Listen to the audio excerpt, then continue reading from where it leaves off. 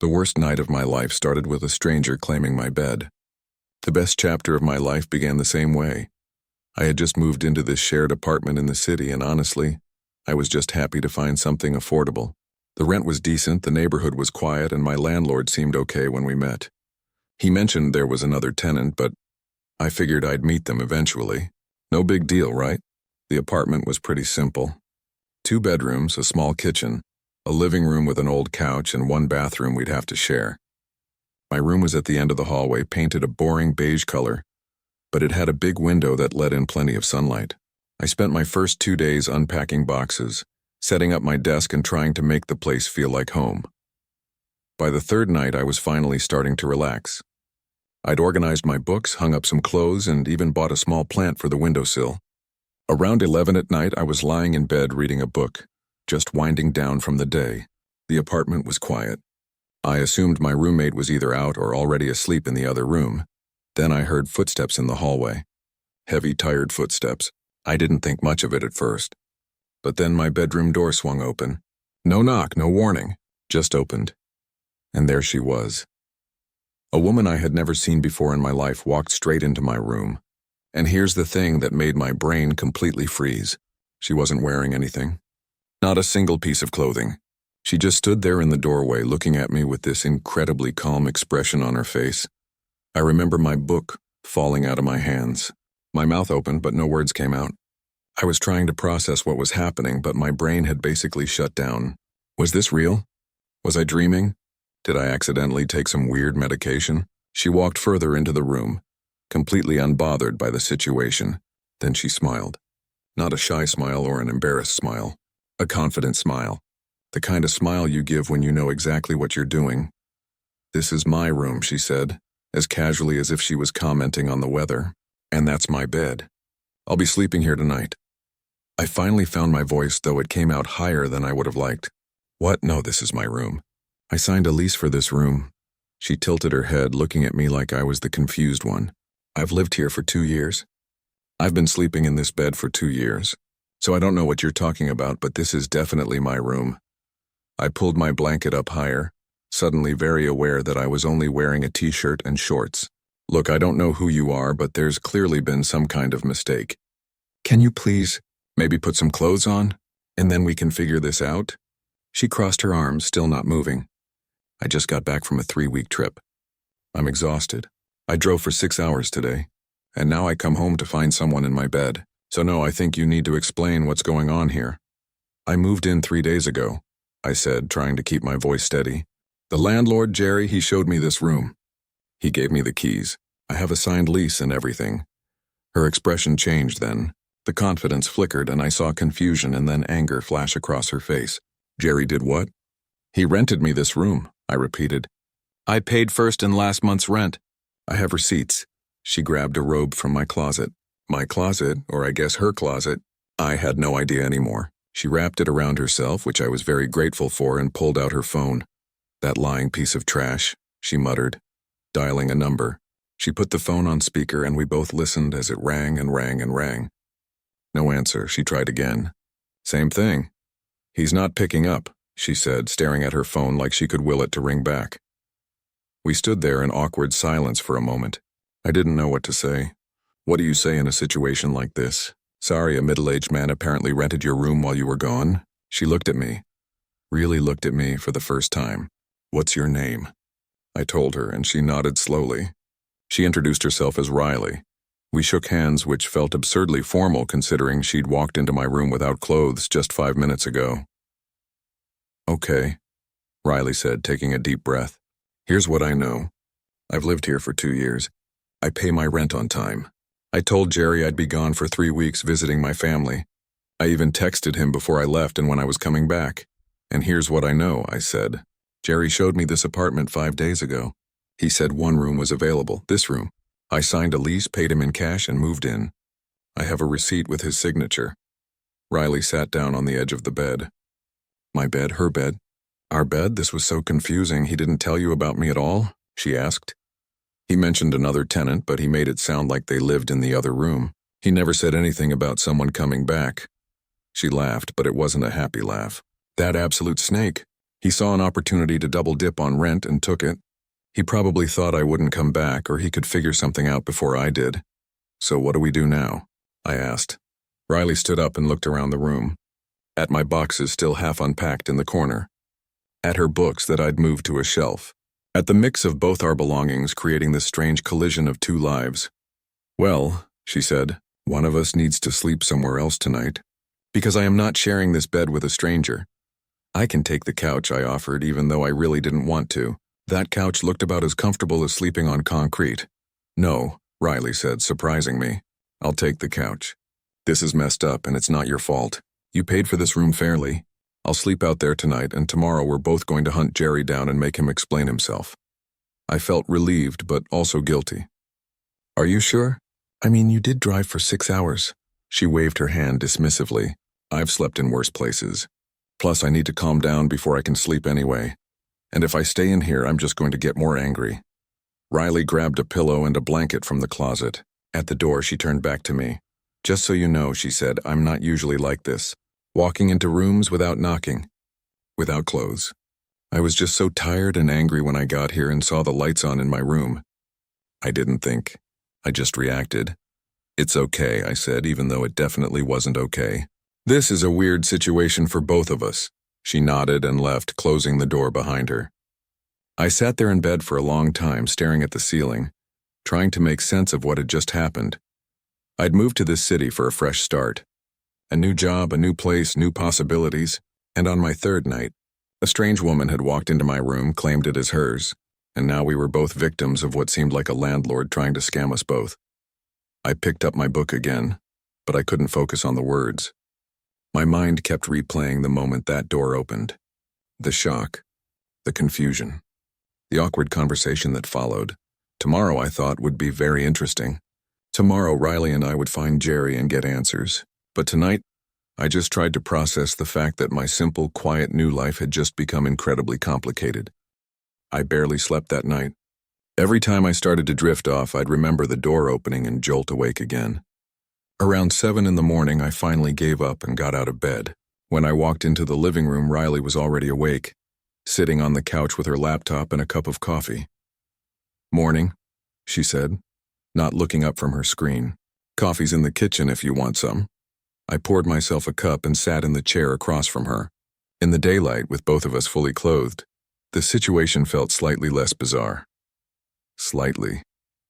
I've been looking at my lease agreement, Riley said, turning her laptop to show me. And I've been texting Jerry since 6 a.m. He's read every single message and hasn't responded to any of them. Same, I said, pulling out my phone. I sent him 5 messages last night and 3 more this morning. Nothing. Riley closed her laptop with more force than necessary. Okay, here's the plan. I know where his office is. We're going there and we're not leaving until he explains what's going on. An hour later, we were standing outside a small, run-down office building on the edge of downtown. Jerry's property management company was on the 2nd floor, tucked between a tax preparation service and a yoga studio. We climbed the stairs and pushed through the door. Jerry was sitting at his desk talking on the phone. When he saw us, his face went pale. He quickly ended his call. Riley, hey, I was just about to call you back, he said with a smile that looked more like a grimace. Really? Riley said, crossing her arms. Because you've been ignoring both of us for the past 12 hours. Jerry's eyes darted between us, and I could see him trying to figure out his next move. Look, there's been a small misunderstanding. A small misunderstanding, I said. You rented the same room to both of us.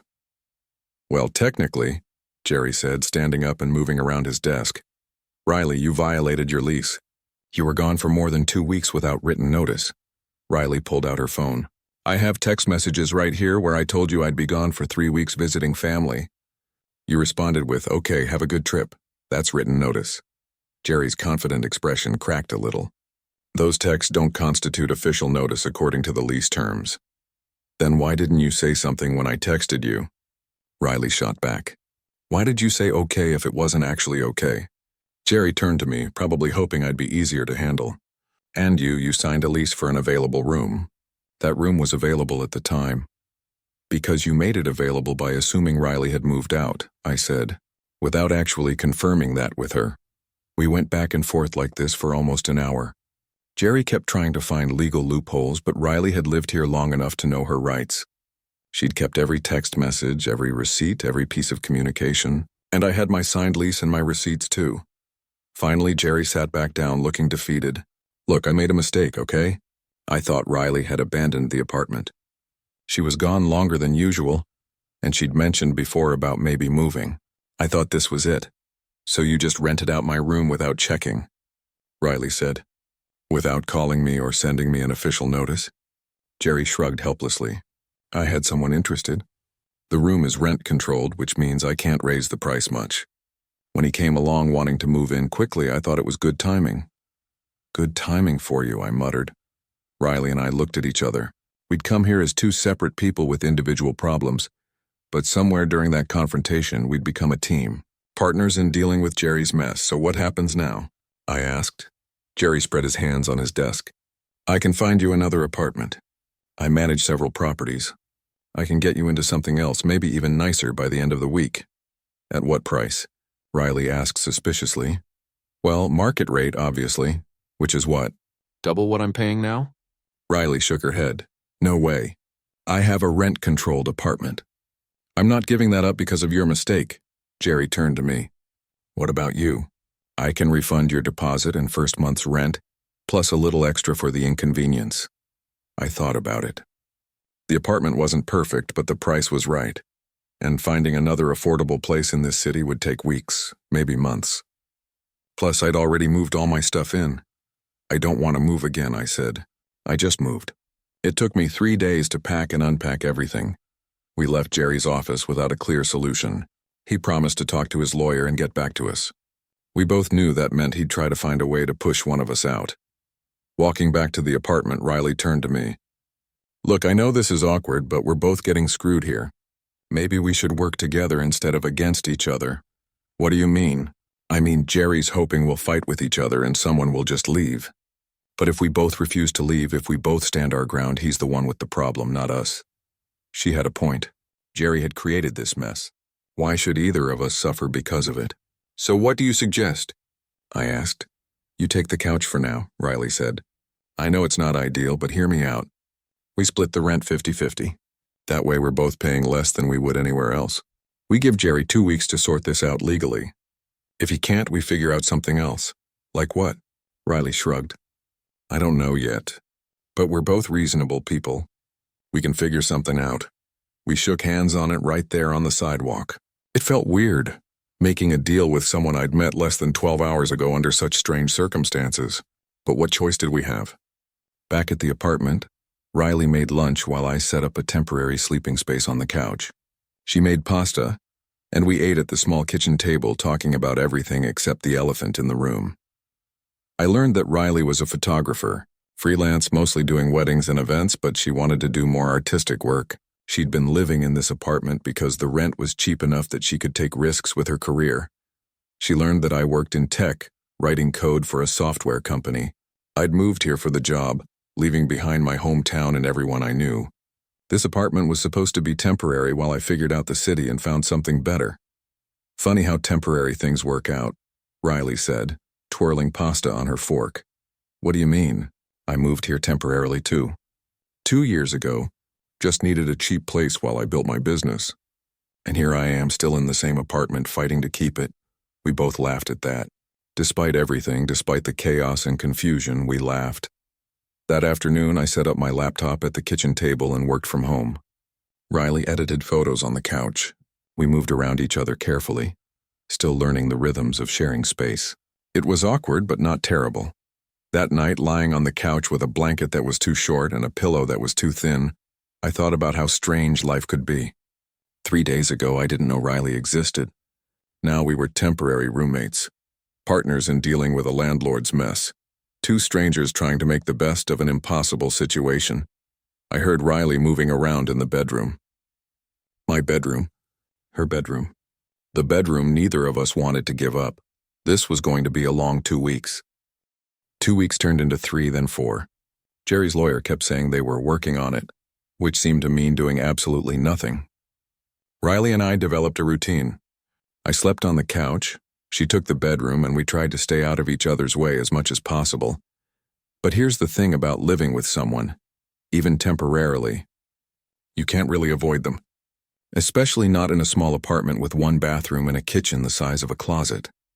I learned that Riley woke up early. Really early, like 5 in the morning early. She'd tiptoe around trying to be quiet, but I'd hear the coffee maker gurgling and the shower running. She'd apologize every time, and I'd tell her it was fine, even though I really wanted to sleep until 7.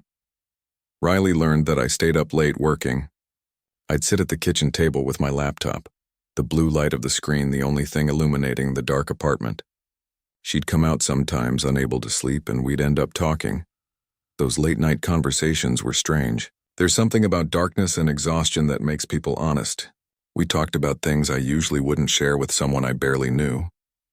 She told me about why she became a photographer, about growing up in a small town where everyone expected her to get married and settle down, about choosing art and independence instead.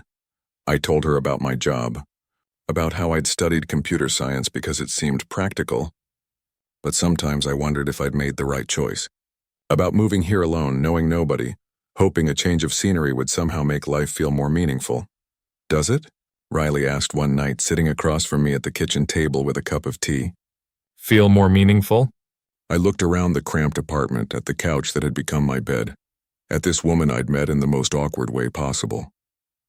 Honestly, it's definitely more interesting. She laughed at that. Riley had a great laugh, loud and genuine. The kind that made you want to laugh too, even if you didn't know what was funny. The guilt about taking her room started to fade a bit. Not because the situation became less unfair, but because Riley never made me feel bad about it. She could have. She would have had every right to be angry at me, even though none of this was my fault. But she wasn't.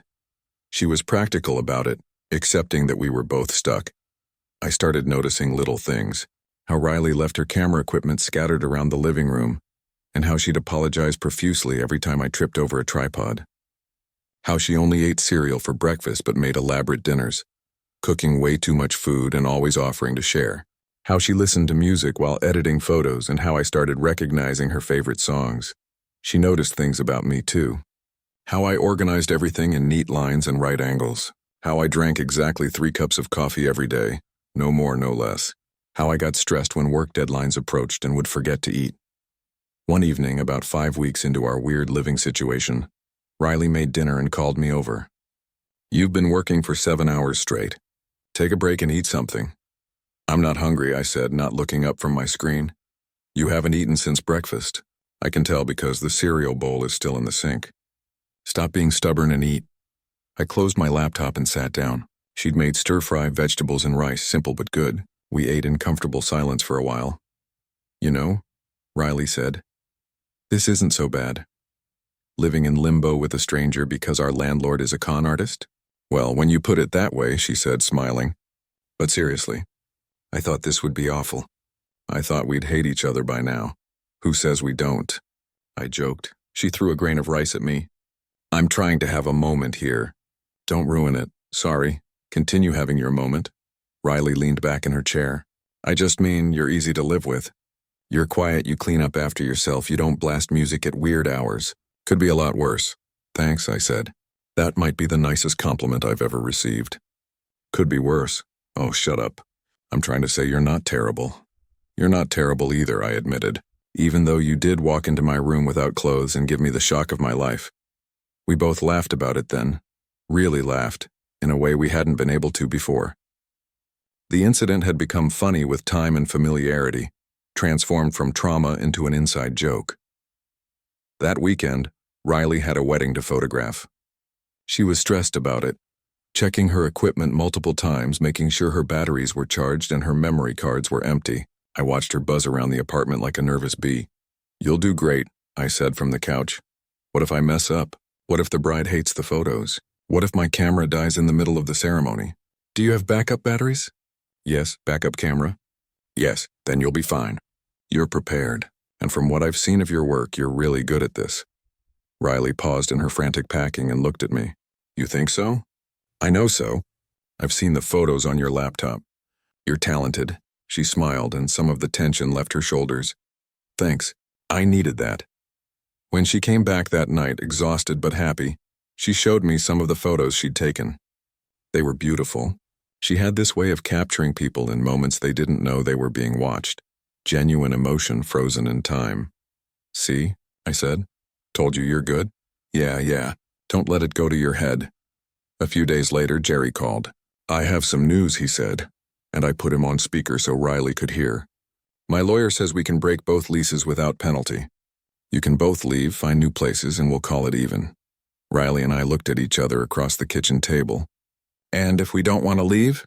I asked. Jerry sighed. Then we're going to be dealing with this for months. Court mediators, the whole process. It'll be expensive and time-consuming for everyone. After we hung up, Riley stood and walked to the window looking out at the street below. We could do it, she said quietly. We could both leave. Start over somewhere else. We could, I agreed. But this place is cheap. Really cheap? Finding another affordable apartment in this city is almost impossible. I know. She turned back to me. But there's no way both of us can keep living like this. You on the couch, me in the bedroom. It's not sustainable. I'd been thinking about this for weeks now, rolling an idea around in my head, trying to decide if it was genius or completely insane.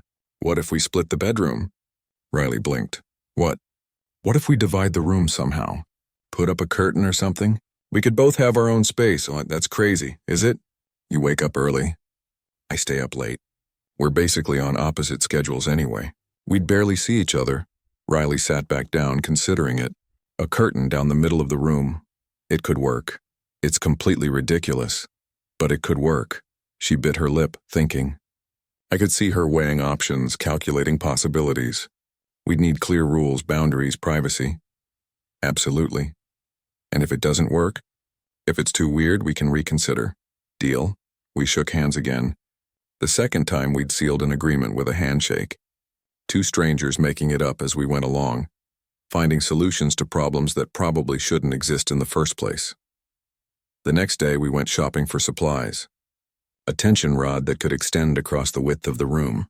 A heavy curtain that wouldn't let light through. Some string lights and small organizational items. Back at the apartment, we worked together to set everything up. The curtain went down the middle of the room, creating two distinct spaces. Riley's side had the window. My side had the door. We each arranged our belongings, marking our territory. When we finished, we stood back and looked at our work. It looked completely absurd. Who divides a bedroom in half and shares it with a stranger? Apparently we did. The divided bedroom thing was weird at first. Really weird. We'd knock on the door frame before entering, even though it was both our room now. We'd whisper when we knew the other person was sleeping on the other side of the curtain. We moved like mice, trying not to disturb each other. The curtain became more than just a piece of fabric. It was a border, a treaty line between two territories. On her side, Riley had photos tacked to the wall, her camera equipment neatly organized, clothes hanging in her half of the closet. On my side, I had my desk set up, my books arranged by height, everything at right angles. But here's what I didn't expect. The curtain made things easier in some ways. We could be in the same room but still have privacy. We could exist in our own spaces while somehow being together. Late at night, when I was working and she was trying to sleep, we'd talk through the curtain. Our voices were soft, meant only for each other, and there was something intimate about talking to someone you couldn't see. It was like the darkness and the fabric between us made it safer, to be honest. Are you still working? Riley would ask. Yeah, sorry if the keyboard is too loud. It's fine, I just can't sleep. What are you working on?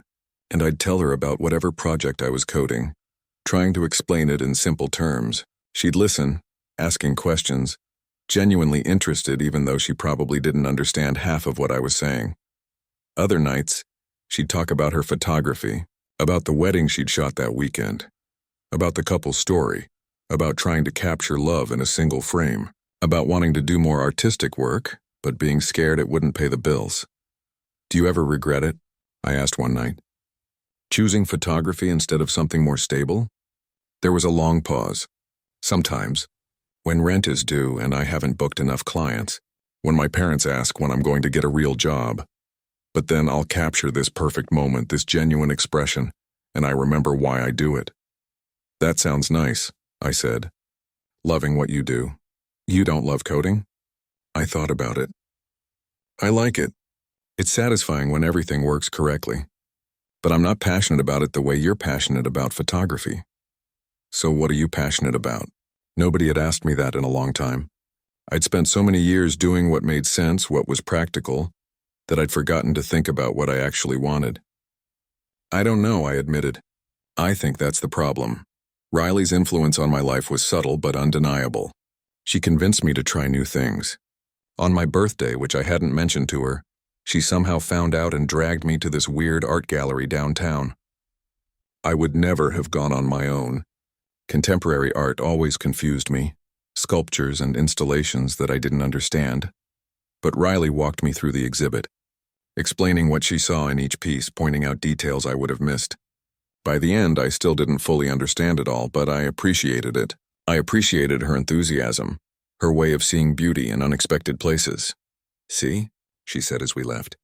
Wasn't that better than sitting at home? I don't know. My couch is pretty comfortable. She punched my arm lightly. You're such a homebody. You need to get out more.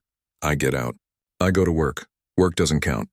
When's the last time you did something just for fun? I couldn't remember. That was sad, wasn't it? Riley made it her mission to get me out of the apartment at least once a week. We'd try new restaurants, go to movies, walk through the city at night. Nothing fancy, just simple outings. But they were the highlights of my week. I started looking forward to them, planning my schedule around them. I helped Riley too, though in different ways. She was creative and spontaneous but terrible with organization and finances. I helped her set up a proper invoicing system for her photography business, showed her how to track expenses, helped her create a budget that actually worked. How did you survive before me? I asked one night, looking at her previous year's tax documents. Or lack of documents. She'd kept some receipts in a shoebox and apparently just guessed at numbers. Barely, she admitted. I'm good at the art part. The business part is harder. You're going to get audited one day, don't say that. You'll jinx it. We worked together to organize everything, spreading papers across the kitchen table. It took hours, but by the end, she had a proper filing system and a clear picture of her finances. Thank you, she said, and she meant it.